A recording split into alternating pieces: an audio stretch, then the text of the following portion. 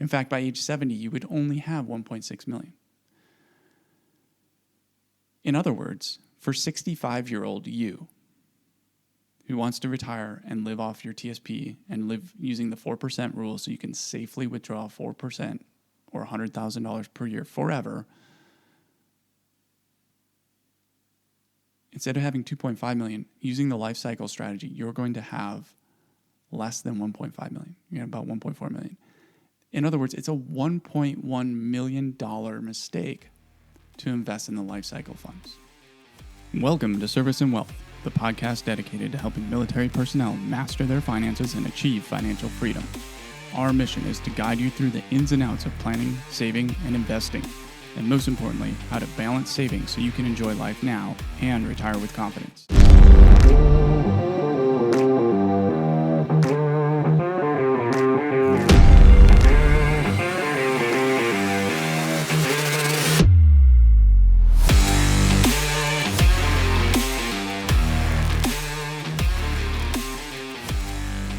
Wow, it is November. It's the first weekend in November. Halloween has come and gone. And we are back with another episode of the Service and Wealth podcast. I want to thank everybody for joining us and also thank everybody who's been listening through September and October.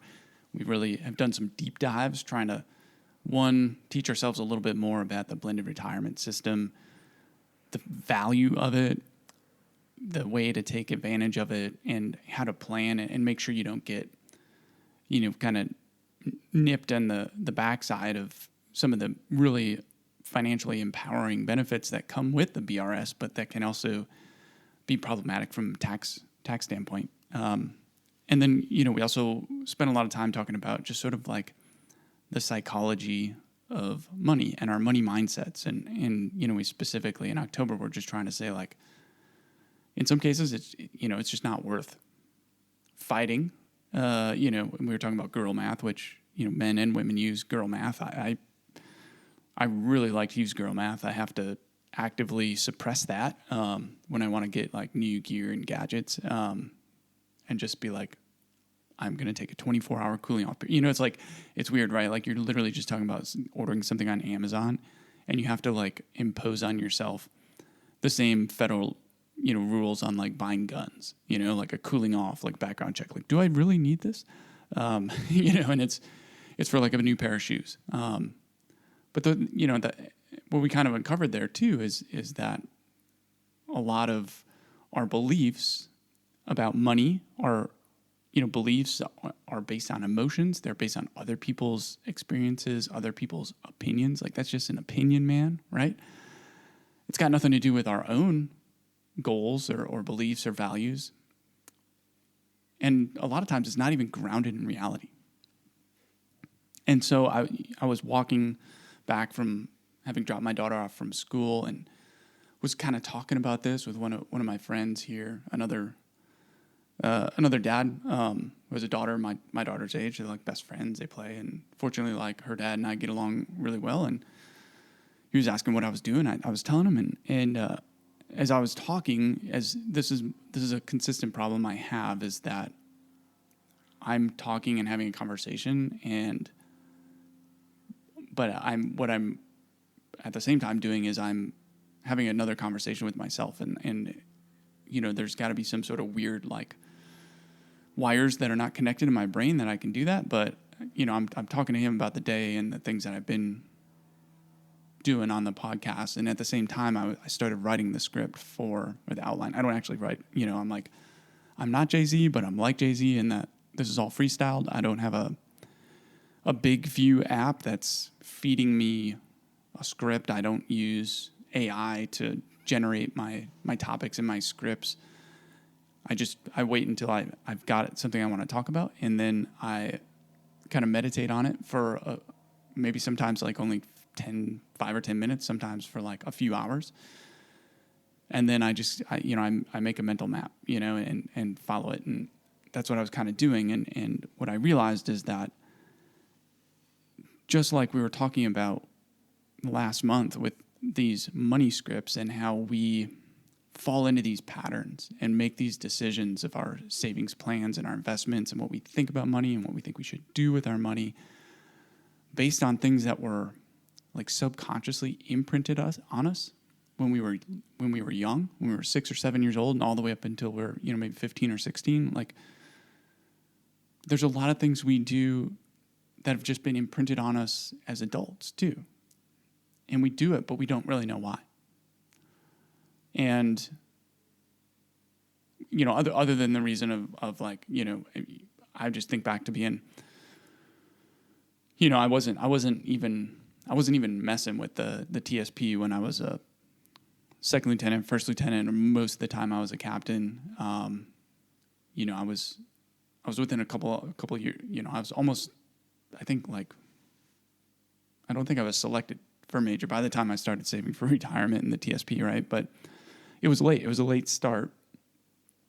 And when I got started, I started listening to what other people in the unit were saying, like the majors and the lieutenant colonels, a couple of the captains, a bunch of the master sergeants who, you got to watch out. Like E8s, E8s are super sharp, super clever, super strategic, right? Like, they didn't get there for no reason at all. And, when I was talking to all these people, I'm listening to these officers and they're telling all these young officers and even their young enlisted guys when they're doing kneecap to kneecap discussions, or they're doing annual training resets and talking about personal finance, or other training requirements. And they're feeding them all this stuff that it's like just recycled and in general, like hot garbage, in my opinion.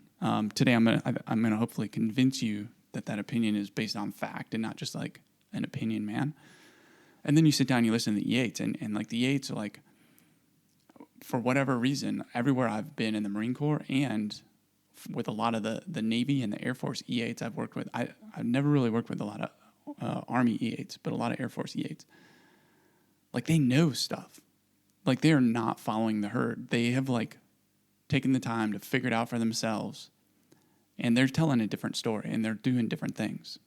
And once we finally sat down and got into the military wealth coach creation, which started, it started with a 3-day grind session in which I outlined and then dictated an entire book. It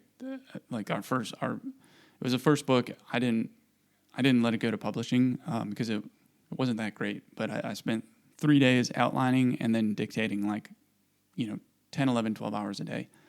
Just smashed out, I don't know how many tens of thousands of words it was.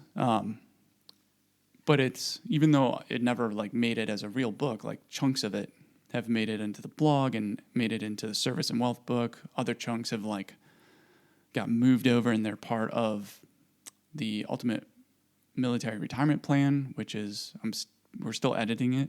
Editing takes time. But it was at that moment, sitting down, that I really tore into some of these things and figured out for myself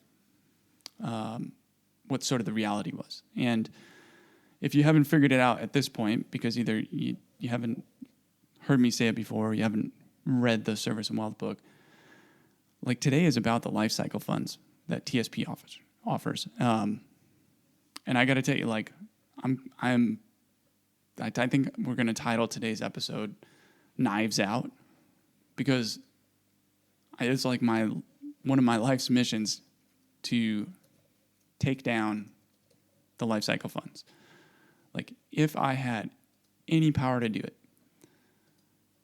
I would just walk through the front door at Thrift Savings Plan. I'd be like, okay, you see these funds? Let's see, we got from L income all the way up to L 2070.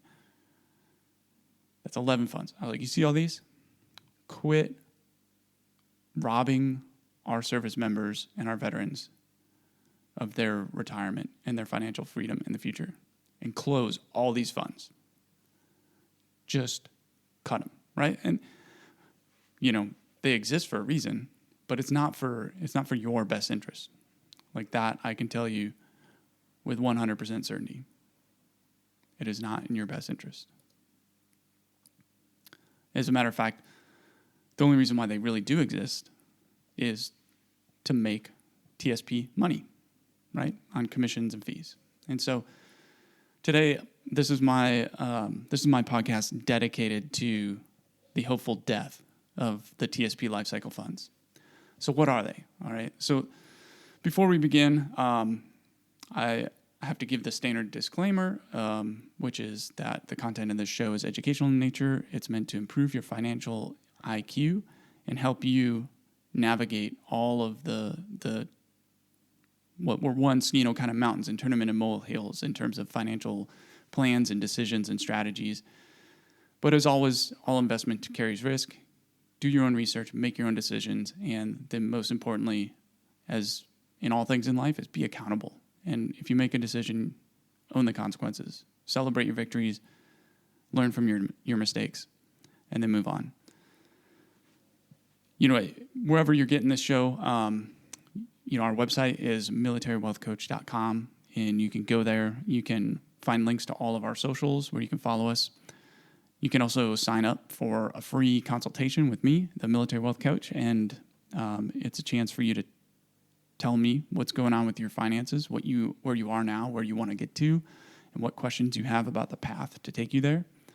And I'll give you like a no-bull appraisal of where you are, if it's going to succeed or not. And I'll also tell you if I think I can help you. And maybe we'll form a relationship there and work ahead and do more than just one call. But at the very least, I'm offering anyone and everyone in uniform or veteran that chance for a free call, which is like just everyone in uniform, active duty. That's a million people. So as much as I want to spread the word, like maybe not to everybody, I don't know. At least I'm going to have to actually build a company and hire some people if that was the case. But also one thing I also really want to ask is if you're listening, or if you're reading the blogs, or if you read the book, and you have comments, you have feedback, hit me up. DM me, Instagram, Facebook, TikTok, LinkedIn, X, or you can just email me at coach. The address is coach@military-wealth.com. Even if you just want to send me some suggestions for topics that you'd like to hear more about. And I got to tell you, if I don't know the answer in the classical, military cliche, I don't know, but I will find out, sir or ma'am. It's kind of like a hunting dog. You give me a topic and I will chase it all the way to the end and get the answers. So anyway, with that said, let's get back onto the topic here and make sure that we've got a good site alignment picture on the Lifecycle Funds. Okay, so first of all, we should say, what are they? All right, and what you have over at the Thrift Savings Plan is you have 5 individual funds. You have the G Fund, which is government securities, so like treasuries and bonds. You have the F Fund, which is a fixed income fund. So now it has some government bonds as well as corporate bonds, right? And so it's important to realize, if you want to invest in, say, a company like GE or even like NVIDIA, they are not only selling stock, they also sell bonds. And the reason why they do that is you can raise a lot of cash from stock, and it can really inflate your value. Bonds, you can also set fixed amount of money that you raise, and then you know exactly how much you have to pay back, right? Because they're basically coupons that you pay back on the bonds. So there are different ways for companies to be financed. So you can own parts of these big famous companies like Tesla in the F Fund because it's investing in corporate bonds, municipal bonds, things like that. Then we have 3 stock funds. We have the C Fund, which matches the S&P 500. So that's the 500 biggest companies in the U.S. stock market. You have the S Fund, which invests in small cap. Small caps are like companies that are worth, what's the traditional definition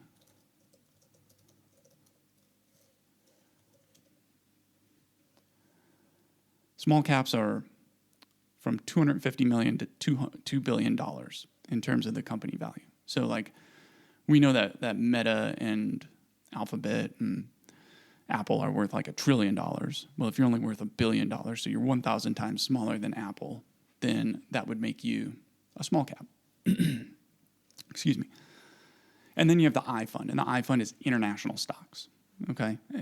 And so that is everything. Now, they don't invest in China, okay, because of our foreign policy. So it's basically the all countries world index. So Europe, most of Asia, Japan, Australia, stuff like that. South America, some African companies, but nothing in China or Hong Kong. So you don't get total actual index fund exposure. Now, as a quick aside, that's why we tell anybody who listen, and we put it in our books, like don't invest in the I Fund in the TSP because of the U.S. foreign policy and prohibitions on investing in countries that we aren't really friendly with. You lose out on those gains, and so the I Fund underperforms international equities that anybody else can buy. So if you really want to, you've been reading up all sorts of stuff and blogs, and you're like, I need to diversify. I don't just want to have U.S. stocks. I want to have international stocks. Don't do that in your TSP. If you want it in a retirement account, go out and or open an individual retirement account, an IRA with E-Trade or Vanguard or something like that, or just open a brokerage account with one of those firms, and then buy an international fund there. And then you can get exposure to China, Hong Kong, and other countries and companies there that are making lots of money and generate good returns, right? And so that's sort of like the 5 flagship funds. Now, just as a orientation here, and we'll come back to it if we need to, but over 10 years, the C Fund has averaged 13.37% per year. And since it was formed 36 years ago in 1988, the C Fund is 36 years old. It has averaged 11.18%. Now, if you've been paying attention to anything we've been saying over the last several months and dozens of episodes, we've been saying that since the start of U.S. large cap stock market over 100 years ago, over 30 years, there's never been a time when it's averaged less than 10.8% per year, right? Like that is the long term. And listen to that, the C Fund, 11.18%. It has a total expense ratio of 0.048, so it's super cheap, and you're getting 11%, right? It's maybe not a rock star fund, but it is rock solid. And so when you are investing in the TSP, you get signed up by the service. You don't actually get automatically enrolled in these funds. Quickly for comparison, the S Fund, since it was created in 2001, has averaged 9.2%, so that's still really good. The I Fund, also created in 2001, has only averaged 5.44%, so not good, right? You should never be invested in that. The F Fund and the G Funds, the F Fund, 5.38% per year since it was created in 1988. And the G Fund, the original TSP fund created in 1987, 4.65% per year. If you take away inflation on that of an average of 3.1% over that time frame, it's a 1.5% real return, right? G Fund, all it does is protect you from inflation. F Fund, a little bit better. So if you can't commit yourself to 100% stock portfolio, and you have to buy some fixed income and you want to have a little bit of stock, a little bit of bonds, you should still pick the F Fund, right? The G Fund, not your friend, okay? So like, hopefully, really quickly, we've already established that we have this super safe F Fund at 5.38%, and then we have this great performing C Fund at 11.18%, okay? So now we got to roll over and we got to talk about these Lifecycle Funds. And what are they? Well, the Lifecycle Fund is diversified across those 5 individual funds. So what they do at TSP,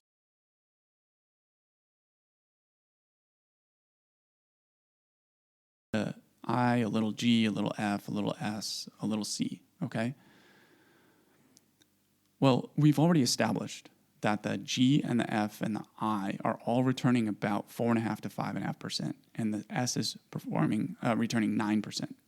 Well, the C fund is 11%. So as soon as you start diluting with the G, F, S, and I, and you should never own I because it is excluding highly profitable investments because of U.S. foreign policy and not wanting to invest or own stock in those companies because we disagree with the countries where they're located.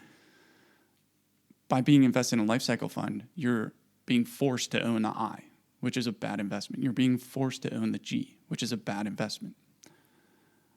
The S fund, it does pretty well compared to benchmarks, and the F fund also does pretty well. But essentially what you're getting in the life cycle is forced diversification. And they do this every 3 months. They say, are we on track? Every 3 months, are we on the right balance of these, 5 individual funds so that we're properly risk adjusted? And that's the big thing. It's like we want to adjust your portfolio for you. So that's why they have the Lifecycle Funds. And so when you come in, what they tell you is pick the Lifecycle Fund that has a number, which is a year, that corresponds to when you expect to retire, assuming you're going to retire at like age 62 or 65 or 67, right? And so if you were born in 2005 and you enlisted a couple years ago, maybe last year, 2023, you enlisted, they would recommend that you invest in the L2070 because they're going to do a strategy where for the next 46 years, every 3 months, they're moving things around a little bit so that you're sort of like optimally diversified for when you retire in 2070.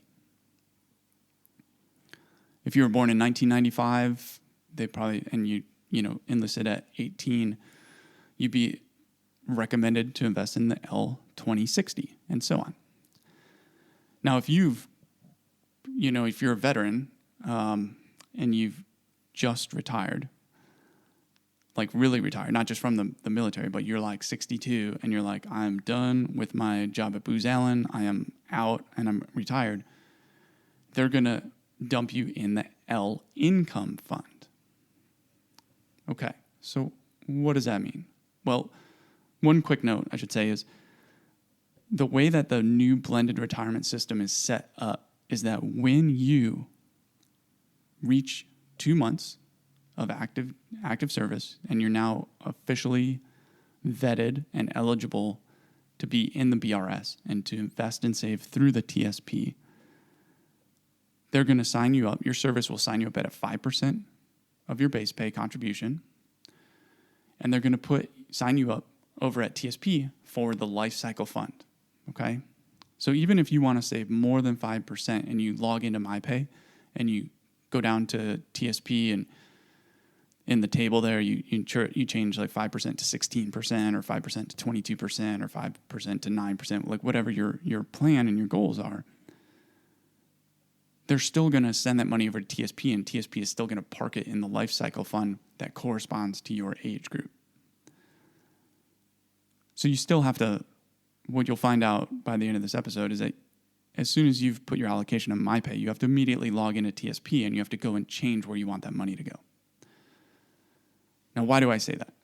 Well, let's look at what the allocations are. And by allocations, I mean, what is that particular fund investing in, okay?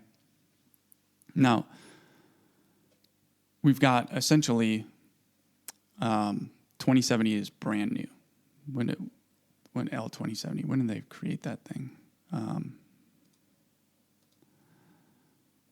They created it on July 26th of this year, okay? So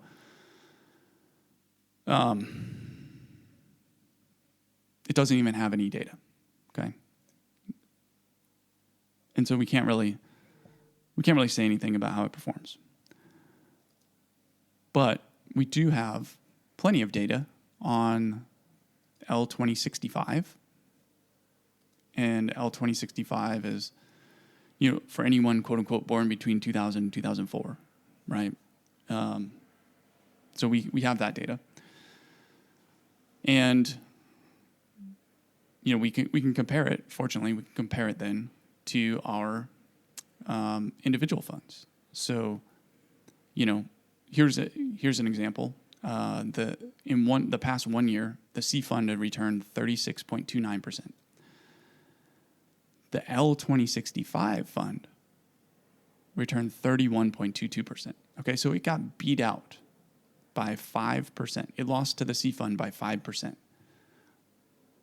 Well, we think that should make sense, right? Because we earlier said that their strategy is they mix the other funds, and so just like you should be able to figure if you're not 100% C fund, but you have some money that's in other funds that don't do as well, you're probably gonna do a little bit worse.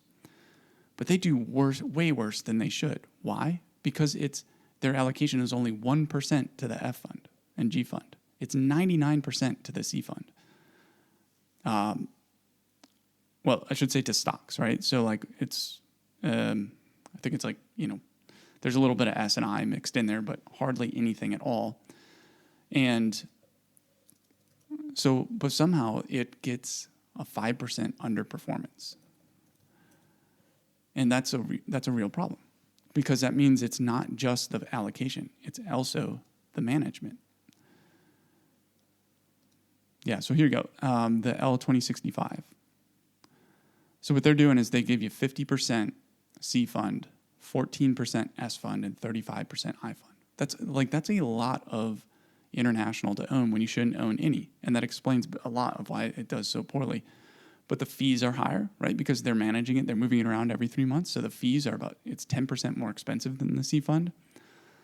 And so overall, like right off the bat, you're losing out on 5% returns just by being in that L2065 fund. And in the long run, about a 5% lower annual return is going to require you to save, and invest for an extra 6 to 7 years just to make up that difference, right? So, and this is as good as it gets for the L funds, because each year after that, I shouldn't say each year. Okay, so it's basically held constant for the first 15 years. So the L2065, L2060, and L2055 all are 50% C fund, 35% I fund, 14% S fund. Put a different way, it's 50% good, 50% garbage. Well, then once you start getting closer, and so the L2050 is... L2050 is designed for people who were born between 1985 and 1989. So, pretty much anyone who's like right on the verge of retiring from the military, who's been in for about 20 years, if they're in the Lifecycle Fund and following the advice of TSP, they'd be in the L2050. And what happens is that fund is they sell off C fund, so they drop it down to 42%. They sell a little bit of I and S fund, and then they go out and they buy 11% G fund and 8% F fund, right? They start switching you into bonds. And every 5 years, it gets more and more conservative, right? Because they're like, oh, you're getting closer to retirement. You're only in your 40s, man. For the 2050 fund, you're only in your 40s. You still have 20 plus years, 25 years at least, until you need retirement income from your TSP. And they're already shifting you over in this allocation of 19% fixed income. 5 years later, they boost it to 23%, and they reduce your C fund to 39%. 5 years after that, they sell more C fund. You get down to 37, and then 34, and then 31. And they keep increasing your bond funds. So by the time you get to the 2040, right? The 2040 fund, which would be for people born in the late 70s and who are now like in their early 50s, they still have another 10 to 15, maybe 20 years until they're going to retire. They have 28% bonds and only 37% C fund. And now if you're in the L2030, so this is somebody who was born in the late 60s and is within a decade of retirement, they've got 40% bonds, 31% C fund, and 29% of the I and the S fund. And then by the time you actually get into retirement and you get moved over to what's called the L income strategy, that is 76% bonds and only 13% C fund. Well, what happens? Okay, I'm a Google Sheets lover and I am a math nerd.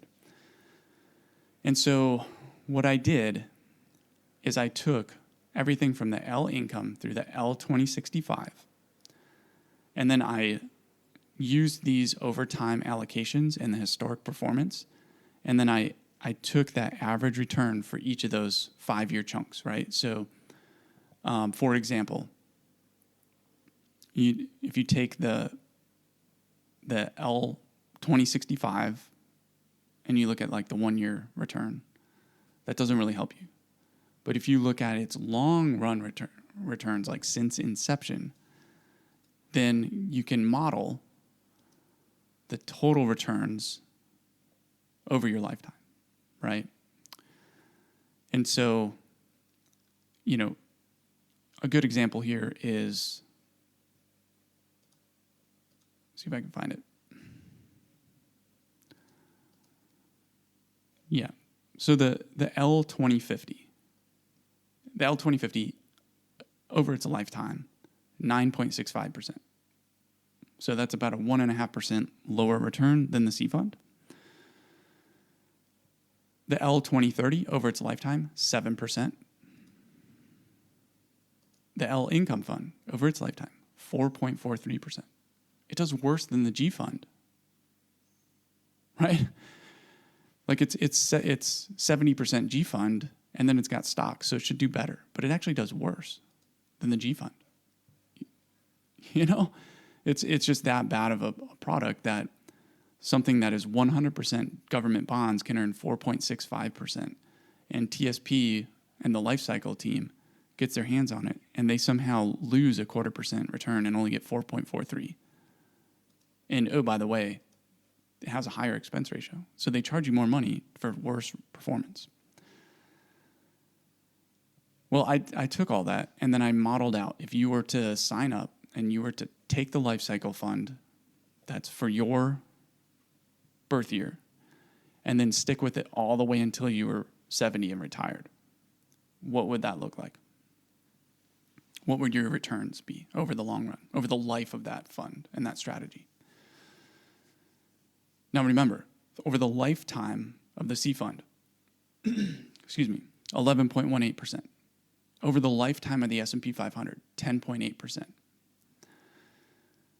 There's only one life cycle strategy, age group right now, that is going to support your savings goals for retirement, and that's the L 2050, right? And those are people who were born in the late 70s, right? So right now, over their lifetime, they've been averaging 9.05%. So 2% less than if they just bought the C fund. And at that rate, they're going to be okay. Why? Because when we adjust that 9.05% for inflation and dividends and cost, they're still going to be making about 8% real returns. So they're still going to be able to achieve their retirement goals based on that. It's going to cost them an extra 2 or 3 years of waiting. So, they could retire at age 70 and have as much as they could retire they would have if they retired at like 66 or 67, if they were invested in the C fund and getting 11%, but it's still pretty good, okay? But listen to these annual average returns for all the other strategies. 2065, you're looking at 6.8%. 2060, 6.8%. 2055, 6.8%. 2050, as we said, 9.05%. The L 2045, 5.7%. L 2040, 7.28%. L 2035, 5.42%. L 2030, 6.73%. And the L 2025, 4.43%. These are horrible strategies, and especially once they lock you into the L income fund. We talk about it in the books, and I think we've talked about it a little bit, but the entire retirement planning strategy is based on this thing called the 4% rule, which says that the worst case scenario is you're probably going to be able to withdraw 4% of your retirement savings balance each year. And between good years and bad years, you'll always earn at least 4% back. So as long as you don't withdraw more than 4%, you will not run out of money. In reality, you've got about a 9 out of 10 shot to never run out of money if you withdraw up to 6%, right? But 4% is just being as safe as possible, because that's like 999 times out of 100. Not only are you not going to run out of money, but you're going to have at least the same amount of money at the end as when you started, right? So the 4% is like the most conservative planning factor you can use. So if you want to have $100,000 in TSP income for retirement and you want to live for 50 years, you can have $2.5 million in your TSP account when you retire. 4% of that is $100,000. You can safely withdraw $100,000 every year for forever. Well, with the L income fund earning only 4.23%, and that's net of fees. Once you bring that down for real adjustments with inflation, you're gonna fail the 4% rule, right? So essentially, if you just allow the TSP to put you in the life cycle strategy and manage you all the way up to the L income, and now you're retired, you're in your 70s, you don't want to work anymore, and you're trying to withdraw at the 4% rule, you're going to over withdraw, because that fund does not make enough money. And it should make sense, right? It should make sense because they put you 76% into bonds. A risk optimized portfolio is maxed out at 60% bonds, not 76%, 60% bonds. A performance optimized portfolio with risk taken into consideration is going to be about 60 to 70% stocks, right? So the whole life cycle strategy, it just basically, they don't know when to say no. They make a bunch of mistakes, right? So first of all, to summarize, right, they're just absolutely wiping out your returns, because the I income fund is part of every life cycle strategy. It starts out at 35% of your holdings, and it goes down to 9%. But it's a massively underperforming fund. It's a garbage fund. You should never be invested in it. The G fund, also an underperforming fund. It's the advantages that they tout with the G fund is that every year when they kick people out of the military, or when veterans who have TSP balance with G fund in it pass away and don't have any heirs, the TSP takes all that G fund money and they pile it up, and then they split it amongst everybody who owns G fund, right? So they're like, oh, you get a little extra return, but as we've seen with the numbers, it's not enough. And so you're automatically invested at least 35% at any given year in, for lack of a better term, like crap funds in the life cycle, okay? So that should be like obviously reason number one to... Well, I think reason number one to not ever own any life cycle funds is the fact that they, at best, are going to do 9%, and you can get 11% by investing in the C fund, right? And that's going to save you, at least 2 or 3 years worth of saving and investing, and speed up your retirement by at least 2 to 3 years, that extra 2%. And the second reason is that the life cycle fund invests in funds that you would never individually invest in, right? So if you would never individually buy G fund or I fund because they do worse than other options because of U.S. government, foreign policy and restrictions on what can be invested, why would you invest in the life cycle fund that invests in those, right? And now this is, you could maybe say like reason, 3 or like 2B was what we said about the L income strategy not holding up for the 4% rule, which means it's too risky. But I think the real, what do you call it? The nail in the coffin, the stake through the heart, to me, was how much this costs you over a lifetime, right? And so what I really wanted to find out is how much those different little percentage differences and changes how much those small differences in annual percent returns affect your lifetime savings for retirement. And so here's what I did. I took the numbers and I said, let's just assume that you're a 22-year-old, you've just joined the military, you're enlisted. So, you finished high school, you went off, you tried college for a year, you're like, this is not for me, this is expensive and boring. Then you went out and worked for a couple years, and then, like your uncle was like, look, I had a great career in the military, I was in Nam, like whatever, and that probably dates me. I guess for a lot of you, maybe like your uncle was in like Desert Storm.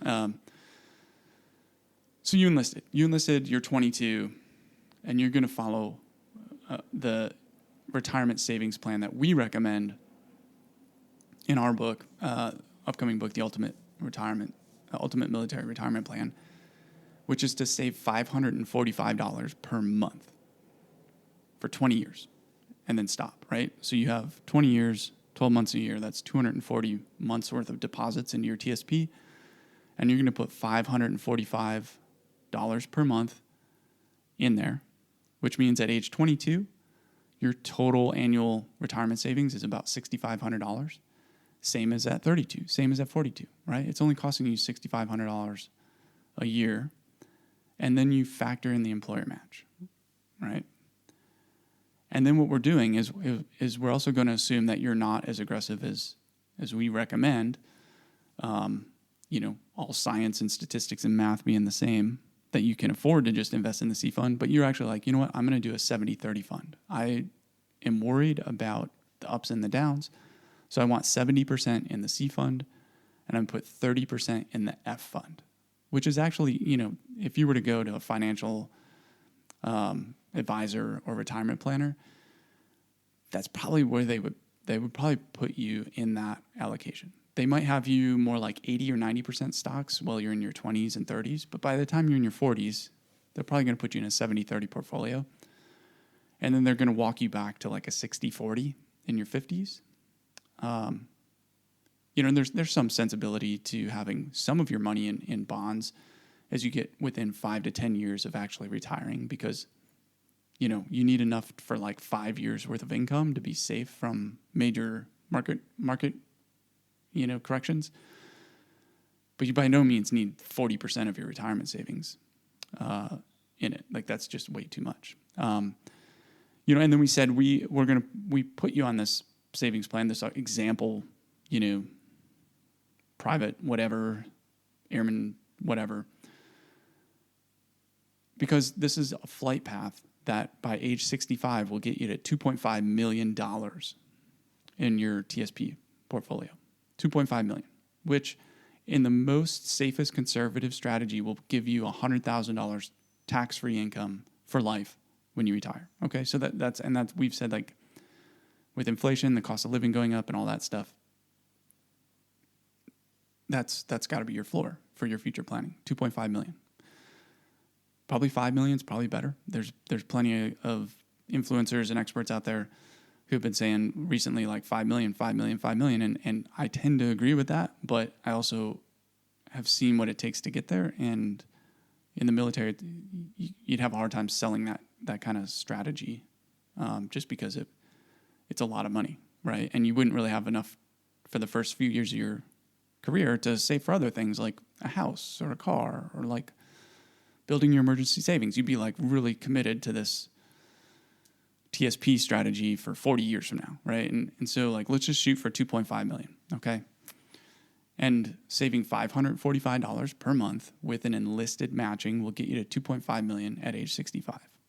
If you're an officer, obviously your employer match is going to be a lot higher, and you would get to 2.5 million maybe like 2 years sooner, maybe by like age 63, okay? But for the sake of our example, age 65, 2.5 million.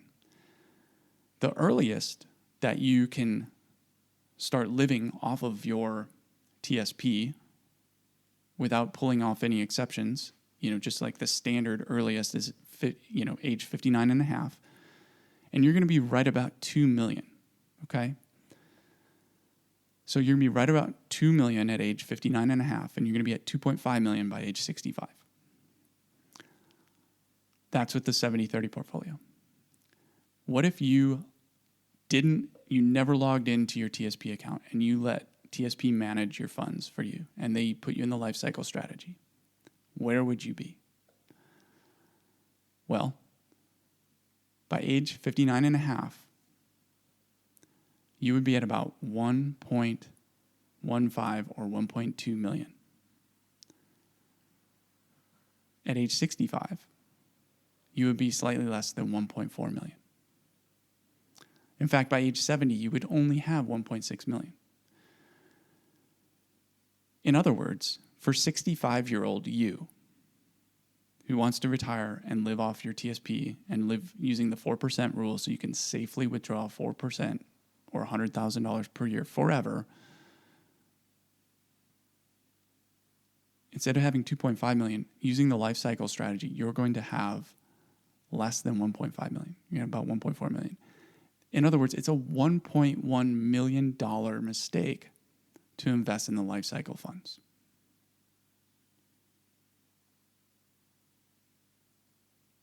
All right, just let that sink in. By age 59 and a half, it's about a $750,000 mistake. Okay?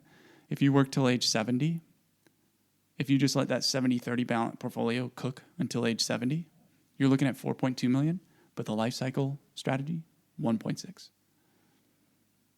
That's less than half, right? Like that's $2.5 million that you're throwing away just by leaving your military retirement savings in the life cycle strategy. To me, that's a mic drop, right? Like I need to say nothing more. You know, in our manuscript, I guess you call it, for the ultimate military retirement plan, the chapter I have right now is called Lifecycle Funds Are Your Enemy. And, you know, the data that I'm talking about today is presented in tables there in that chapter. That's why I really want to get it out, right? Because it would be great if you could look at the color-coded charts and see for yourself the numbers instead of just listening to me. But I have a quote that I took from Catch 22. If you're not familiar with Catch 22, like just go read the book. If you're in the military, you should know it. There's a Netflix series. There was another movie. It's all based on a book. And the book's fun to read. It's easy to read and it's short to read, right? Because it was written by a military guy for military people and other people. So like, just do a favor and read it. Worst case, watch a Netflix series. But there's a quote from that book that I love. And so I put it as sort of like the banner for this chapter in the book. And the quote is, "The enemy is anybody who's going to get you killed, no matter which side he is on." Right? And I thought that was perfect for this life cycle strategy that TSP still peddles. In my opinion, super dishonestly that they have it, because it's a terrible strategy, and it's going to cost you hundreds of thousands or millions of dollars in your retirement savings during your lifetime. And so even though it's a government fund and it's supposed to be in our best interest and like help us achieve retirement, and they're supposed to be on our side, they are, in my opinion, in no uncertain terms, the enemy of your financial freedom, your retirement, your future dream life. Well, I hope this resonated. I hope this hit the 10 ring, and really kind of resonated with you. If you do have TSP savings in the life cycle strategy, now is a great time to go and move it all out of that. The good thing is, because you're just moving it into a different fund or strategy within TSP, these are things called sweeps. The money stays within qualified retirement plans. So if you have $150,000 in Lifecycle Fund, because you've been in for 15 years and just been letting it ride, you can sell it all and buy C Fund. And because it's staying within your qualified retirement plan, your Roth TSP, there's no tax, right? This is not a taxable event. There's no penalty. There's no taxes. There's no nothing, because it stays within the fund. So there's literally no excuse to, not get that done before the weekend's up. Also, of course, if you found this valuable, even if it didn't apply to you because you've already figured it out and you've already moved your money into a better allocation or just 100% C fund, regardless, there are probably tens of thousands, if not hundreds of thousands, of our fellow service members and veterans out there who have some or all of their retirement savings in the TSP and the Lifecycle Fund.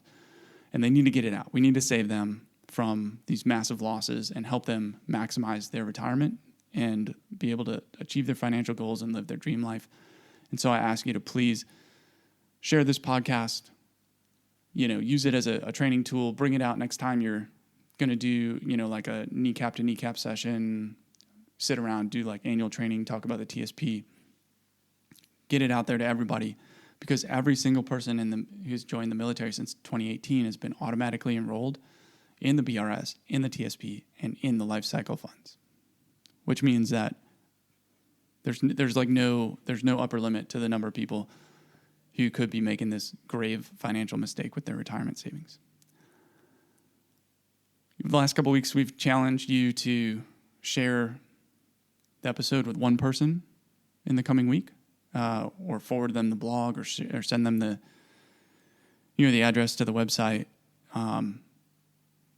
This week, I still say that's got to be the target, right? Like, find one person who you think would benefit from listening to this episode and share it with them. And if you really care, and if you really got a little extra motivation, anybody you hear talking about TSP around the office, just shoot them a link to this episode, whether it's on Apple Podcasts, Spotify, or on our website, www.militarywealthcoach.com/podcast.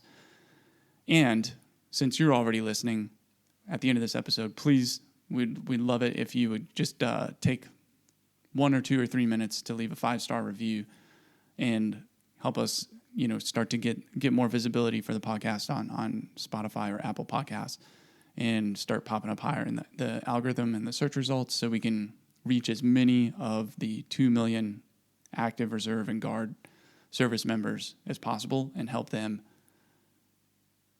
do the best that they can with their financial goals and their retirement plans. So thanks again for tuning in. We'll be back next week, and next week is going to be Veterans Day.